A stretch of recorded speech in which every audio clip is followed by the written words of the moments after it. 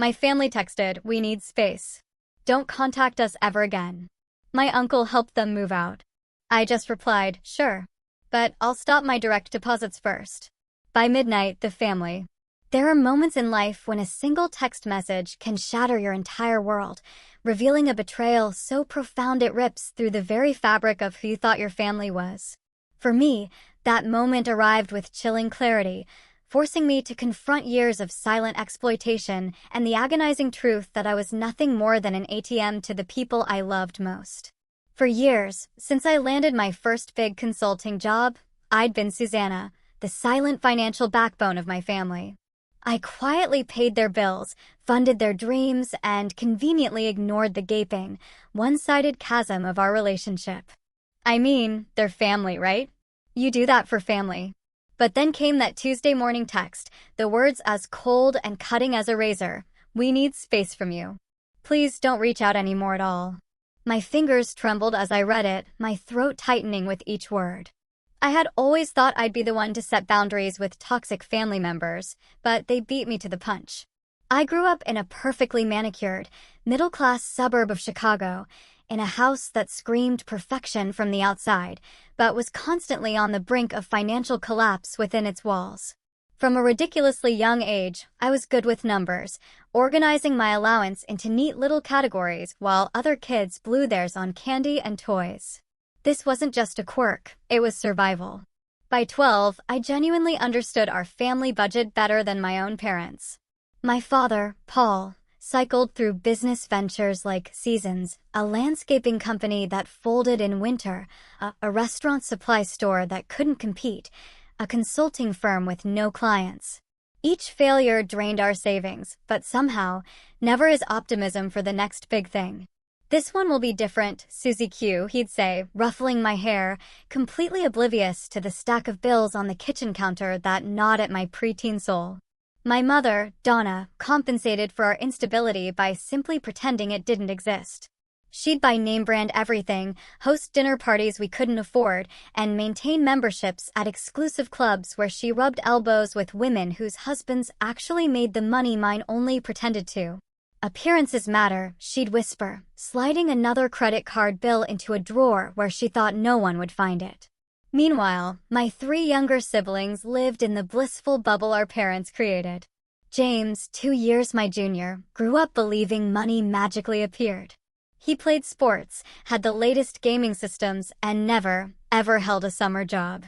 Amanda, 4 years younger, inherited my mother's taste for luxury, but none of her shame about the debt. She demanded dance lessons, designer clothes, expensive camps, throwing epic tantrums when told no. And Tyler, the baby, 6 years younger, was the most spoiled. His gaming addiction started early, our parents buying whatever system or game would keep him quiet while they wrestled with their crumbling finances. I took a radically different path. At 16, I worked after school at the local grocery store.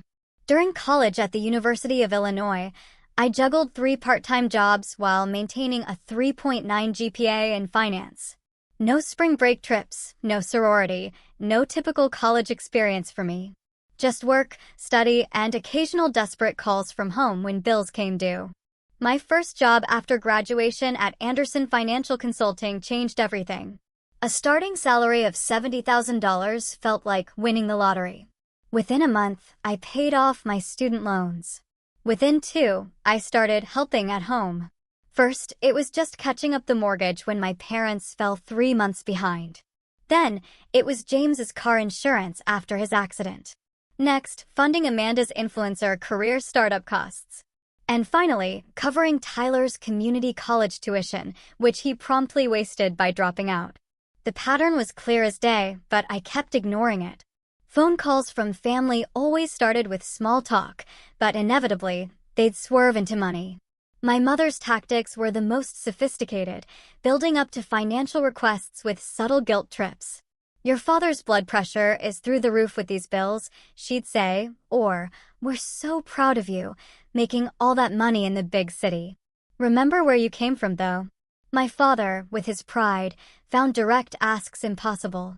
Instead, he'd casually mention problems only money could solve. The heating system is making that noise again. Probably nothing, but the repair guy wants $2,000 to look at it. Crazy world we live in. James, bless his heart, never developed such subtlety. His calls were transactional, urgent, and always in a bind. Sis, I'm in a bind. Need $1,500 by Friday, or they'll repossess the car.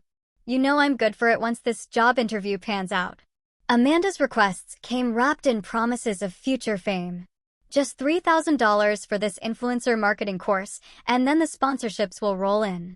I'll pay you back double. Tyler rarely called at all, preferring our parents to make his demands. When he did reach out, it was usually late at night after gaming for hours. My rent's due tomorrow. Landlord's being a jerk about it.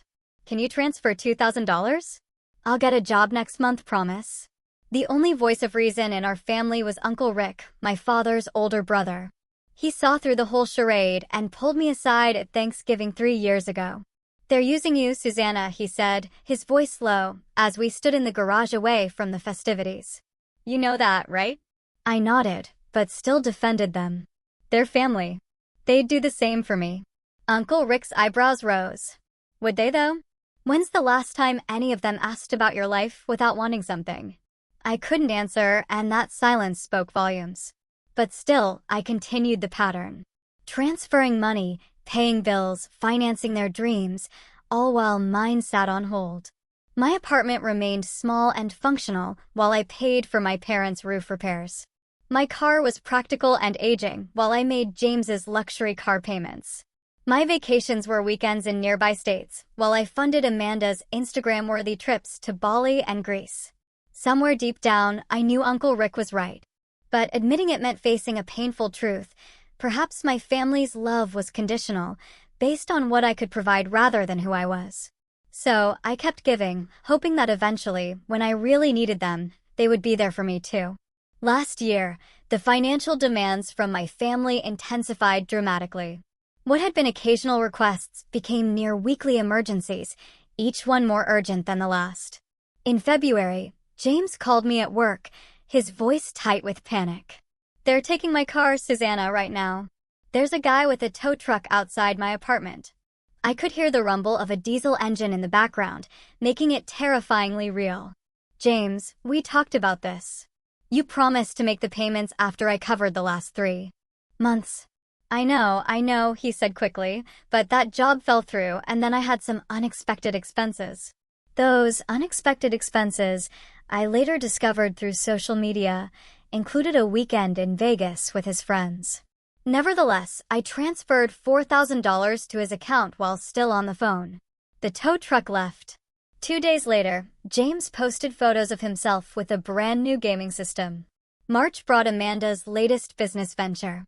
After her attempt at becoming a travel influencer fizzled, despite the expensive trips I funded, she decided her true calling was in beauty products. It's only $10,000 to become a distributor, she explained over lunch, sliding a glossy brochure across the table. The products sell themselves, and the commission structure is amazing. I could be making 6 figures in 6 months. I recognized the pyramid scheme immediately, but Amanda wouldn't hear it. You just don't believe in me, she accused, tears welling in her expertly made-up eyes. Everyone else in this family supports my dreams except you. The irony was painful. I was the only one actually funding her dreams, while the rest of the family offered nothing but empty verbal encouragement. Still, I compromised and gave her $5,000, half of what she asked for. She took it without thanks and didn't speak to me for 3 weeks. April was Tyler's gaming equipment emergency. His computer couldn't handle the latest releases, and he needed $3,000 for upgrades. When I suggested he get a job to pay for his hobby, my mother called to intervene. He's going through a tough time right now, she explained, as though his 5-year tough time was a temporary phase. This gaming thing could become a career. People make money streaming these days.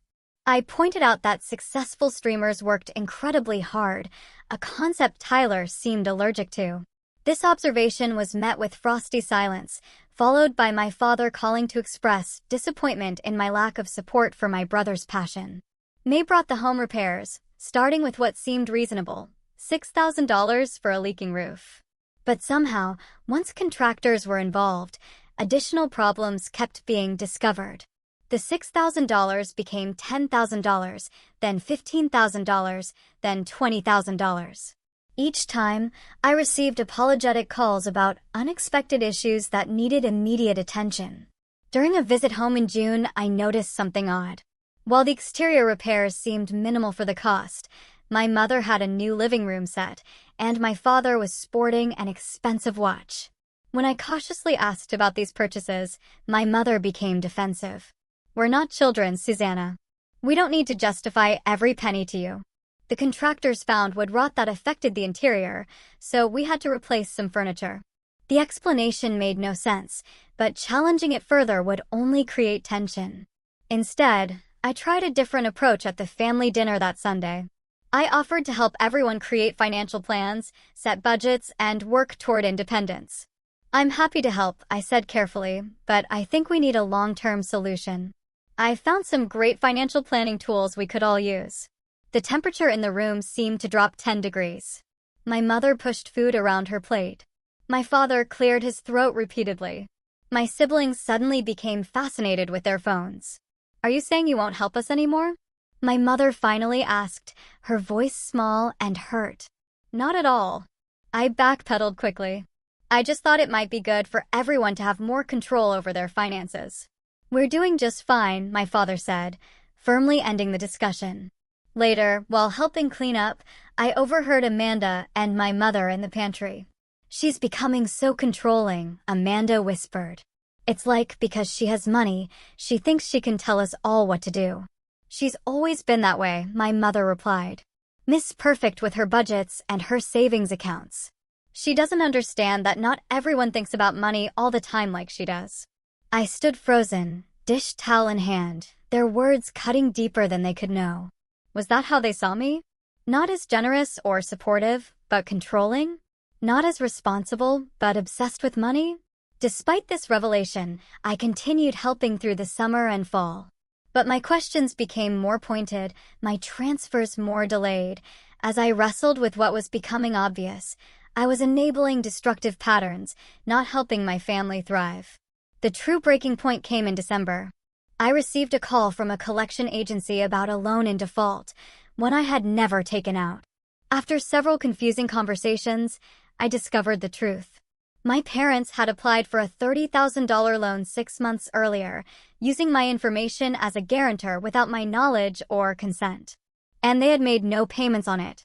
When confronted, they acted as though it was a simple misunderstanding. "We thought you knew," my father said dismissively. "We mentioned needing a loan for the house repairs, and you said you'd help.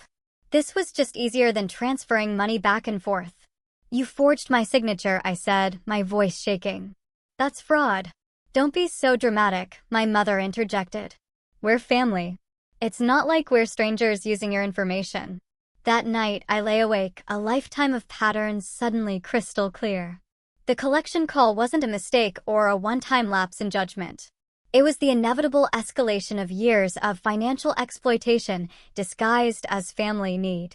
The text arrived at 9:17 on a Tuesday morning. I was in my office, preparing for a client meeting, when my phone buzzed with a notification from our family group chat, a space typically used for sharing holiday plans or occasional memes. "We need space from you. Please don't reach out anymore at all." The message came from my mother's number, but was clearly meant to represent the entire family. There were no emojis to soften it, no explanation to contextualize it, just 13 words that effectively excommunicated me from my own family. I stared at my phone, certain I had misread it. My hands began to shake as I read it again, then a third time.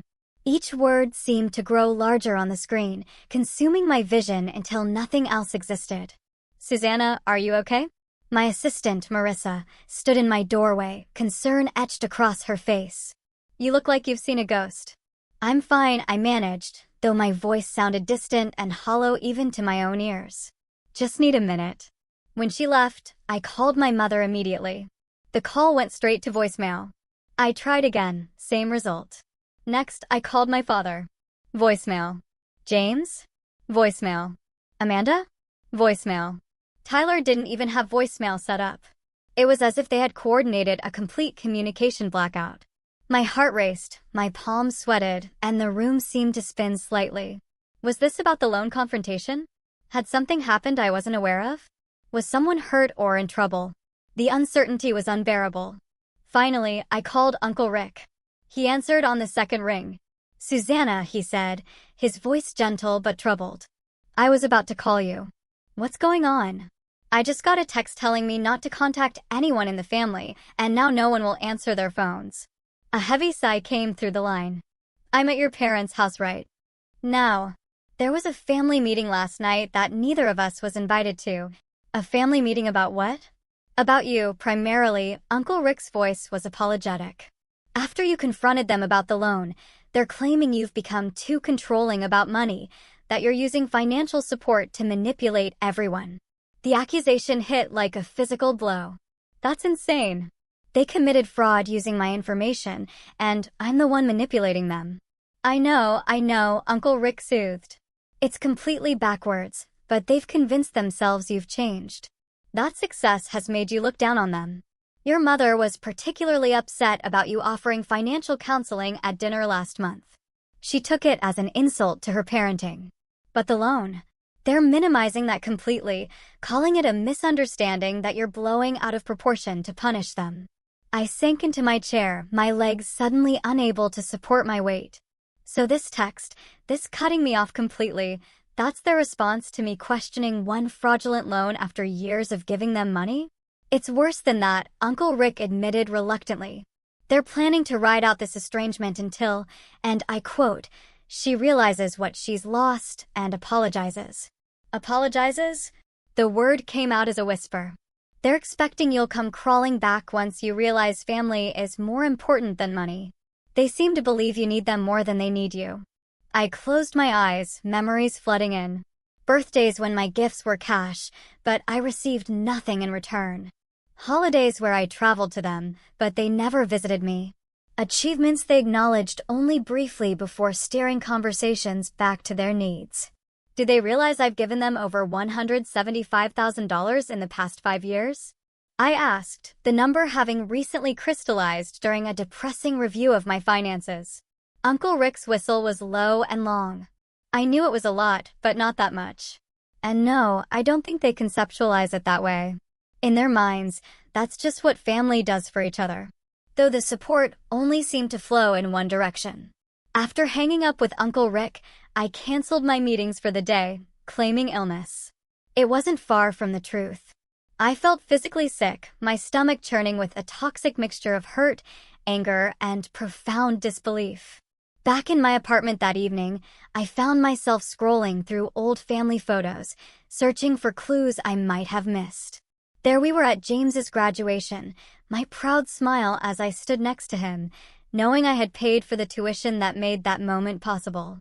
Amanda's 21st birthday, where I had not only funded the lavish party, but also flown in to celebrate despite having an important presentation the next day. My parents' 30th anniversary, where I had surprised them with a weekend getaway they had mentioned wanting. In each photo, I searched their faces for genuine affection, for any indication that I was valued beyond what my bank account could provide.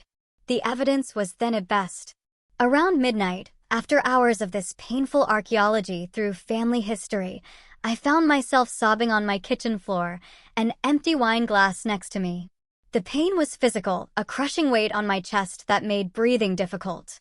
The ultimate betrayal wasn't the loan, or even the text, but the realization that perhaps I had never been loved for myself, only for what I could provide. I fell asleep there on the cold tile, emotionally exhausted, my phone clutched in my hand in case anyone from my family called to say it had all been a terrible mistake. No one did. The next morning, I arrived at work puffy and disoriented. I had changed clothes and applied makeup, but no cosmetic could hide the devastation written across my features. I made it through one client call before breaking down in the women's restroom. Lisa, a coworker I knew casually, found me there, trying to muffle my sobs in a paper towel. "Susanna," she asked gently, approaching slowly as one might a wounded animal. "Can I help?" Something about her kindness, offered without expectation of return, Broke the dam completely. Between hiccuping sobs, I told her everything: the years of financial support, the escalating demands, the fraudulent loan, and finally, the text cutting me off for having the audacity to question any of it. Lisa listened without interruption, her expression transitioning from sympathy to outrage on my behalf. When I finished, she took my hands in hers. "Susanna, I need you to hear something that might be hard to accept. What you're describing isn't normal family support. It's financial abuse." The term hit me like cold water. Abuse? That seems extreme. They're not bad people. They just take advantage of your generosity, manipulate your emotions to extract money, cut you off when you set a reasonable boundary. Lisa shook her head firmly. If this was a romantic partner treating you this way, would you hesitate to call it abuse? She had a point, but accepting it meant reframing my entire family narrative, something too painful to process in a company bathroom. Lisa seemed to sense this and shifted approaches. My sister went through something similar with her ex. She found this therapist who specializes in financial abuse. Let me give you her number, just for a consultation, if nothing else. That afternoon, I called Dr. Taylor's office and was surprised to get an appointment for the following day, a cancellation fortuitously timed. Walking into her warm, minimalist office, I felt both terrified and relieved to finally speak these truths aloud to a professional. Dr. Taylor listened intently as I recounted the same story I had told Lisa, occasionally asking clarifying questions, but mostly allowing me to unspool the tangled history of my family's financial dependence. When I finished, she didn't immediately offer reassurance or validation as Lisa had. Instead, she asked a question that changed everything. "Do you have documentation of how much you've provided to your family over the years?" I nodded. "I keep detailed financial records. It's part of my job. Would you be willing to calculate the exact amount as homework before our next session? Every loan, every bill payment, every gift with a monetary value." The assignment seemed strange, but I agreed. That evening, I pulled out bank statements, credit card records, and my personal financial tracking spreadsheets. I created a new document titled Family Financial Support and began cataloging every transaction. Small amounts like dinner checks and birthday gifts I lumped together as estimates. But every major transfer, bill payment, and loan was recorded meticulously with dates and amounts. Hours later, I stared at the final figure in disbelief. Since graduating college 8 years ago, I had given my family $178,642. Nearly all of it labeled as loans that were never repaid. But the accounting exercise revealed something even more disturbing. I pulled up my current credit report and discovered 3 credit cards I didn't recognize. Further investigation confirmed my suspicions. My parents and James had opened cards in my name. The cards were still active, with balances totaling over $22,000. I dug deeper, checking all possible accounts connected to my social security number and credit, 2 cell phone plans for Tyler and Amanda, a furniture store credit line used for my parents' new living room set, a lease agreement for James's apartment that somehow listed me as a co-responsible party. By dawn, I had uncovered over $45,000 in fraudulent debt and financial obligations created without my knowledge or consent. This wasn't just a single loan. This was systematic identity theft perpetrated by my own family. I called Uncle Rick, time zone differences be damned. "They're still using my information," I said when he answered, my voice eerily calm, considering the circumstances. Credit cards, phone plans, lease agreements, all without my knowledge. Uncle Rick was silent for a long moment. "I had no idea it went that far," he finally said. "I knew about the loan, but not the rest." "Did you know they had a family meeting to plan their next financial requests before I confronted them about the loan? Were they already planning what else they could get from me, even while using my identity to secure other funds?" Uncle Rick's hesitation told me everything. "James mentioned something about you helping with a business venture. And your parents were talking about a timeshare opportunity."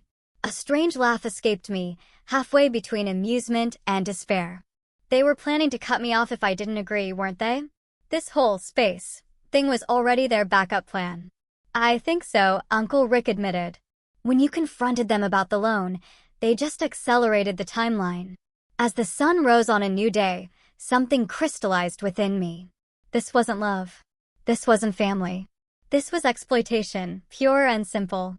And with that clarity came a resolve I had never felt before. I need to protect myself, I said, more to myself than to Uncle Rick. What are you going to do? Whatever it takes.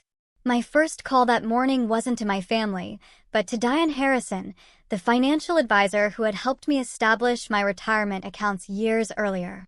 I explained the situation as clinically as possible, my newfound clarity allowing me to speak without breaking down. This is more common than you might think, Diane said, her voice carrying the weight of experience. But you've caught it before it completely destroyed your financial future, which puts you ahead of many people in similar situations. She helped me create a comprehensive plan to disentangle my finances from my family's. First priority, stopping all automatic payments and transfers. Second, contacting credit bureaus to report fraudulent accounts. Third, securing all existing accounts with new passwords and security questions my family couldn't guess. Next, I called Robert Jensen, an attorney specializing in identity theft. Though he typically dealt with cases involving strangers rather than family members, he understood the complexity of my situation. Family identity theft is actually more damaging and more difficult to resolve than traditional cases, he explained. There's the financial component, but also the emotional betrayal, which often prevents victims from taking necessary legal action. I won't let emotions stop me from protecting myself, I assured him, though my voice wavered slightly. Good, because I need to be clear. What your family has done constitutes criminal fraud. You have every right to pursue charges. The thought of my parents or siblings facing criminal charges made my stomach turn despite everything. Let's start with stopping the bleeding and securing my identity. I'll decide about charges later. Between Diane and Robert, I spent the day executing a detailed financial protection plan. By evening, I had 1. Canceled all automatic transfers to family members. 2. Frozen my credit at all 3 major bureaus. 3. Reported fraudulent accounts and begun dispute processes. 4. Changed all passwords, security questions, and contact information on legitimate accounts. 5. Documented all unauthorized accounts with dates, amounts, and available evidence. 6. Set up fraud alerts and identity monitoring services. 7. Drafted cease and desist letters regarding unauthorized use of my personal information. As I worked through these steps, my phone remained silent. No calls or texts from family members wondering why their financial lifelines had suddenly been cut. The silence confirmed what I already knew. They were waiting for me to crack first, to come begging for reconciliation.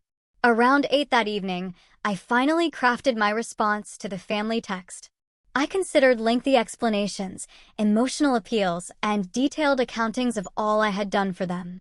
In the end, I opted for simplicity. Of course, I'll cancel my direct deposits first thing. I hit send and felt a weight lift from my shoulders. 7 words that reclaimed my power and set boundaries that should have been established years ago. Within minutes, my phone exploded with notifications. My mother called 3 times in succession. My father texted, asking what I meant exactly. James sent a string of messages about a misunderstanding. Amanda wanted to know if I was seriously being this petty. Tyler, typically the least communicative, sent a single text, "What about my phone bill?" I silenced my phone and poured myself a glass of wine, savoring the quiet satisfaction of finally standing up for myself. When I checked my messages an hour later, Uncle Rick had sent a single text that made me smile for the first time in days. "Proud of you." They're panicking. I called him back immediately. "Are you still at their house?" "I was," he said, a note of amusement in his voice. "But I left after your text landed." "You should have seen their faces, Susanna." Your mother read it aloud and went white as a sheet. Your father started immediately calculating which bills would bounce first. Your siblings were all on their phones checking account balances. "Good," I said, surprised at how little guilt I felt. They needed a reality check. That's putting it mildly. Your mother tried to convince me to talk to you, to tell you that family comes first and money isn't everything. I laughed without humor. The irony is apparently lost on her completely. When I pointed out that they were the ones who cut you off first, She said that was different and they just needed a break from your financial controlling behavior. When I asked how your behavior was controlling, but their expectations weren't, she asked me to leave. You didn't have to do that, Uncle Rick. Yes, I did. I packed up my overnight bag and told them I couldn't support how they were treating you. It was long overdue, honestly. I've watched this dynamic for years and said too little. His solidarity brought tears to my eyes, the first that day that weren't from pain. Thank you. Don't thank me. I should have said something sooner. But Susanna, be prepared. This is just the beginning of their reaction. Once they realize you're serious, things will escalate. He was right.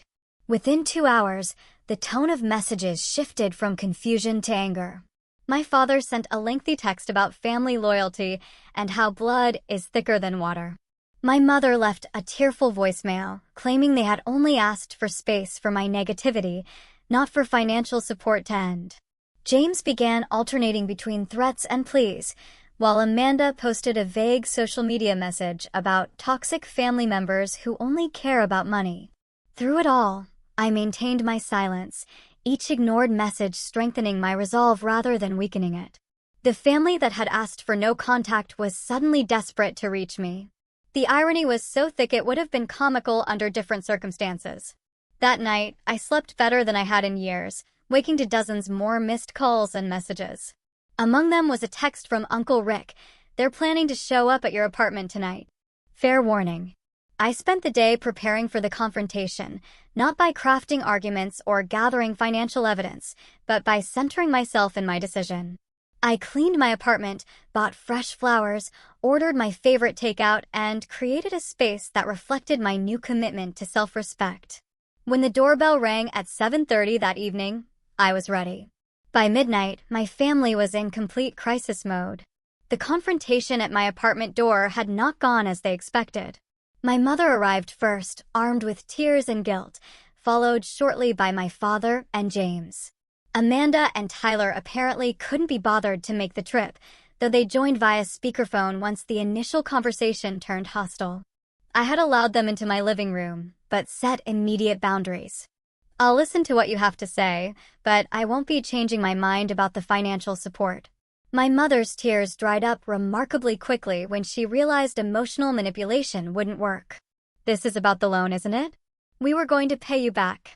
This is about 8 years of one-way financial support, unauthorized accounts in my name, and a family dynamic that values me only for what I can provide, I replied calmly. My father tried a different approach, appealing to my sense of duty. We raised you, put food on the table, kept a roof over your head. That's what families do for each other. Yes, parents are supposed to provide for their children. That's the commitment you made when you had me. I never made a commitment to support 4 adults indefinitely. James paced the room, the most visibly agitated. So, you're just cutting us off completely, just like that? What about my lease? What about the car payment due next week? Those are your responsibilities, James. You're 30 years old. It's time you learn to support yourself. The conversation devolved from there, cycling through every emotional manipulation tactic in their arsenal. My mother brought up childhood illnesses they had nursed me through. My father mentioned college application essays he had proofread. James reminded me of times he had picked me up from work when my car was in the shop, conveniently forgetting I had paid for those repairs. Amanda, via speakerphone, took a different approach. I thought you believed in me in my dreams. Was that all lies? I do believe you're capable of achieving your dreams, Amanda, but not while someone else funds your life. Real success comes from building something yourself. Tyler, typically quiet, finally spoke up. What am I supposed to do about my phone? It's going to get shut off. Get a job, Tyler. Like everyone else in the world. The back and forth lasted hours, with my family cycling through anger, bargaining, guilt, and threats. My father suggested they could take legal action since I had promised to help them financially. My mother hinted she would tell extended family members I had abandoned them. James bluntly stated he would default on the lease that fraudulently listed me as a co-signer, damaging my credit further. Through it all, I maintained my position with a calm I didn't know I possessed. When they finally left around 11:30, having secured no commitments from me, the true panic began. Uncle Rick called around 1 in the morning. They just had an emergency family meeting. I was still awake, too wired from the confrontation to sleep. At this hour? Your father is realizing the mortgage payment is due in 3 days with no way to cover it. Your mother is worried about the minimum payments on those store credit cards. James discovered his car insurance lapsed because the automatic payment from your account didn't go through. I felt a twinge of worry, quickly suppressed. Those aren't my problems anymore. I know, and I agree. I'm just keeping you informed. They're making desperate plans. Your mother is calling her side of the family tomorrow to ask for loans. Your father is talking about selling his coin collection. James is looking at roommate listings online. Sounds like exactly what they should have been doing all along, I observed. The next few days brought the financial reality crashing down on each family member differently. Amanda's Instagram, once filled with brunches, shopping hauls, and tropical vacations, suddenly featured posts about simple pleasures and finding joy in everyday moments as her lifestyle rapidly contracted. James, faced with actual job hunting for the first time in years, discovered that his resume gaps and lack of experience made finding employment challenging. His social media updates shifted from party photos to complaints about unfair hiring practices and impossible job markets. Tyler's gaming streams abruptly ended when his high-speed internet was disconnected for non-payment. He was forced to move back home when his rent check bounced, leading to further strain in the already tense household. My parents faced the most significant adjustments. Their mortgage grace period ended, incurring late fees they couldn't afford. Credit card minimum payments were missed, resulting in penalty APRs that made their debt even more unmanageable. The carefully constructed facade of middle-class stability began crumbling visibly, with neighbors noticing the lawn going unmowed and repair projects abandoned mid-completion. Through Uncle Rick, I heard about these developments, but remained firm in my decision. He became my eyes and ears in the family, keeping me informed without pressuring me to re-engage. A week after my financial separation, my mother showed up at my apartment again, this time alone. Her appearance had changed dramatically in just 7 days. The designer clothes were replaced with simple jeans and a sweater. Her perfectly maintained hair showed roots, and her nails were bare of their usual professional manicure. 5 minutes, I said, allowing her in but remaining standing. Susanna, we're really struggling, she began, her voice lacking its usual theatrical quality. The mortgage is past due, and the bank is calling. Your father's blood pressure is through the roof. James might lose his apartment. I understand this is difficult, I said evenly. But these are natural consequences of financial decisions you've all made over many years. We're family, she said, as if those 2 words explained and excused everything. Family doesn't commit fraud against each other. Family doesn't value money over relationship. Family doesn't cut someone off for setting reasonable boundaries. Her expression hardened. So this is punishment? You're teaching us a lesson. No, Mom. I'm simply allowing you all to experience the reality most adults live with, financial responsibility for their own lives. She left shortly after, no resolution reached. But something had shifted. The desperate panic was evolving into a reluctant acceptance that the situation had permanently changed. My father called the next day, his approach far more aggressive than my mother's had been. Your mother is devastated. Is that what you wanted? To hurt her? To hurt all of us? What I wanted was a healthy relationship with my family that wasn't based on financial exploitation, I replied, keeping my voice calm despite my racing heart. Nobody exploited you. We asked for help, and you gave it. Nobody forced you. Did I consent to the credit cards opened in my name? The loan using my information as guarantor? The cell phone plans? The lease agreement? His momentary silence acknowledged what he wouldn't say aloud. We were desperate. And now you're experiencing the consequences of that desperation without using me as a safety net. That's all. After my father's call came more family attempts at reconciliation, all with strings attached. James suggested we talk things through over dinner, but let slip that he needed help with an urgent car situation. Amanda proposed a sister day that somehow included stopping by a store where she had her eye on a business investment piece. Even Tyler reached out, his message transparently mentioning his gaming equipment had been pawned by our father to cover bills. Through it all, I maintained my boundaries with increasing confidence. Uncle Rick reported that a family meeting had been called specifically to develop a strategy for getting me to forgive and forget. They recruited extended family members to reach out, thinking I might respond differently to aunts, uncles, and cousins less directly involved in the financial exploitation. Most relatives took my family's side, initially having heard only their version of events, but a few, like cousin Jennifer, reached out with more nuanced perspectives. They did the same thing to me, she confided during a coffee meetup. Not to the same extent, but after I got my nursing degree, suddenly everyone needed loans for emergencies. It took me 2 years of therapy to stop feeling guilty for saying no. These conversations reinforced that I wasn't alone, wasn't overreacting, and wasn't wrong to protect myself. Each day of maintained boundaries built my confidence and clarity further. The first week without contact became 2, then a month. I channeled my energy into healing, meeting with Dr. Taylor as my family's attempts to manipulate me back into the financial supporter role failed repeatedly. They were forced to find other solutions. Uncle Rick reported that James had finally taken a job at a local warehouse, far below his self-perceived worth, but steady employment nonetheless. Amanda had begun working as a receptionist, scaling back her influencer ambitions to weekend projects. Tyler had taken a retail position, his gaming relegated to evenings only. My parents faced the hardest adjustment, their decades of financial mismanagement requiring the most significant lifestyle changes. They began working with a credit counseling service, sold one of their cars, and dramatically downsized their spending habits. These changes weren't immediate transformations or Hollywood-worthy redemption stories.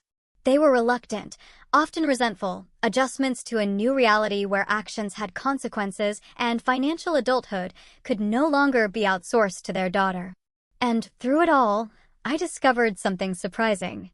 I was happier, lighter, and more peaceful than I had been in years, despite the family turmoil. Without the constant drain on my finances and emotional energy, I began to flourish in ways I hadn't known were possible. 6 months after that life-changing text message, my world had transformed in ways I never could have predicted. The apartment I had kept small and functional to divert money to my family was now a 2-bedroom condo I had purchased myself, decorated exactly as I wanted. My savings account, once perpetually drained by family emergencies, now held a healthy reserve for actual emergencies. My investment portfolio, previously stunted by constant withdrawals, was growing steadily, securing my future rather than funding others' present wants. But the financial improvements paled in comparison to the emotional transformation. Through consistent work with Dr. Taylor, I had begun unraveling the complex web of codependency, guilt, and misplaced responsibility that had defined my family relationships. Financial codependency often mirrors addiction dynamics, Dr. Taylor explained during one particularly insightful session. You were the enabler, making it possible for your family to avoid the natural consequences of their choices. And like many enablers, you did it out of love, believing you were helping. I thought if I just gave enough, they would eventually become self-sufficient, I admitted, or at least appreciate the sacrifices I was making. That's the enabler's hope. But enabling typically prevents growth rather than fostering it. By removing your financial support, you've actually given them something far more valuable, the opportunity to develop their own capabilities and resilience. This reframing helped ease the lingering guilt I felt, particularly during holidays or family birthdays I now celebrated from a distance. James has been at the warehouse job for 4 months now, Uncle Rick reported over dinner at my new place. Longest he's ever held employment. His supervisor actually mentioned potential for advancement if he stays another 6 months. Really? I couldn't hide my surprise. James had never shown such persistence. Necessity is a powerful motivator. He's also moved to a cheaper apartment with 2 roommates. Still complains about it constantly, but he's making it work. Amanda's journey showed similar progress. After 3 months as a receptionist, she had been recognized for her social media skills and given additional responsibilities, managing the company's online presence, a legitimate use of her interests that came with steady pay and benefits. Tyler had perhaps shown the most dramatic change, though from the lowest starting point. After 2 months at his retail job, he had enrolled in community college classes in computer science, attending evening courses after work. My parents' transformation was slower and less complete. They had downsized significantly, selling their house and moving to a 2-bedroom apartment. My father had taken a position as a sales associate at a hardware store, swallowing his pride to earn a steady paycheck for the first time in decades. My mother had started selling some of her craft projects online, generating modest income while adjusting to their new financial reality. None of these changes had come easily or without resentment. Through Uncle Rick, I heard about family gatherings where my name was still mentioned with mixtures of anger and hurt. I was still cast as the villain in their narrative, the daughter who had abandoned her family in their time of need. But beneath the resentment, respect was grudgingly growing as they witnessed each other developing capabilities they hadn't known they possessed. 3 months after the cutoff, I had begun building a new social circle independent of family obligations. Lisa from work had become a close friend, introducing me to her book club, where I met women with healthy boundaries and reciprocal relationships. I joined a hiking group that explored local trails on weekends, activities I had always wanted to pursue but never had time for when family emergencies consumed my weekends. I even began dating again, something that had been on indefinite hold while my emotional and financial resources were directed toward family. Michael, a landscape architect I met through the hiking group, showed me what a balanced relationship could look like, one where both parties contributed equally and respected each other's boundaries. 5 months after the cutoff, I received my first direct communication from a family member other than Uncle Rick. My mother sent a text that simply read, "The credit counselor has been helpful. Thank you for suggesting financial planning back then, even though we weren't ready to hear it." It wasn't an apology, but it was an acknowledgement, however small, that perhaps my perspective hadn't been entirely wrong. I responded with a simple, "I'm glad it's helping," neither overly warm nor completely cold. 6 months to the day after receiving that devastating group text, another message arrived from my mother. This one longer and more reflective. "I've been doing a lot of thinking about our relationship and how things developed over the years. I realize now that we came to depend on you in ways that weren't fair or healthy. I can't speak for everyone, but I want you to know that I miss you. Not your financial help, but you, my daughter. If you're ever open to talking, I would like that. On your terms." This message brought tears to my eyes. Not from pain, but from the recognition that perhaps healing was possible for my family, too. Not immediate reconciliation, not a return to old patterns, but something new and potentially healthier.